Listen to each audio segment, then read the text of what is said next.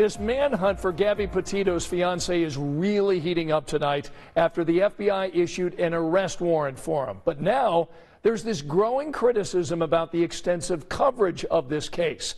Countless TikTok users have taken to social media discussing the evidence and theories about her death. And families of other missing persons are sharing their frustration about the exploding attention to this one investigation.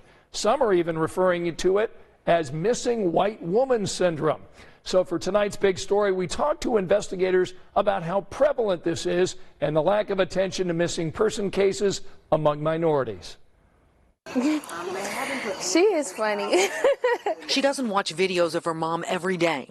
That would be too painful. I really miss her. But when 22-year-old Sierra McCaleb needs to hear her mom's voice and see her smile. Small clips that I keep to keep me going. She knows she can, at least on her phone. I realized she taught me a lot. Except how to handle life without her, not knowing where she is. Sierra's mom, 42-year-old Chenell Gilbert, has been missing for more than a year. You're waking up over and over again with this heavy weight on your shoulder, and you just can't get it off. And it's like, there's no closure. Sierra says her mom went out the morning of June 9th, 2020, and texted to say she'd be home by noon.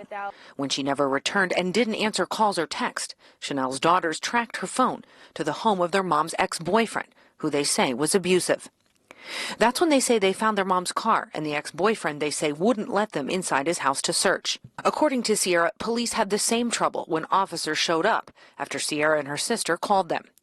Officers finally got inside the house 3 days later when they got a warrant, but found no sign of Chenell, whose ex-boyfriend has never been charged or named as a suspect. And I feel like that if it had been taken more seriously, she would have been found. Those feelings only intensified the past several weeks, watching national media coverage of an extensive search for 22-year-old Gabby Petito, who disappeared on a cross-country trip with her boyfriend, now considered a suspect after Petito's body was found. Media doesn't cover black missing person cases like they do as white people. I knew we needed to get the community and the news involved or it wouldn't go far. Indianapolis media did cover Chenell's case early on in her disappearance. The general public and the media has really been attracted to what's called the white woman syndrome, better known as the damsel in distress syndrome. Thomas Louth investigates missing persons and says people of color who go missing get less national attention, in part due to harmful stereotypes that assume they're missing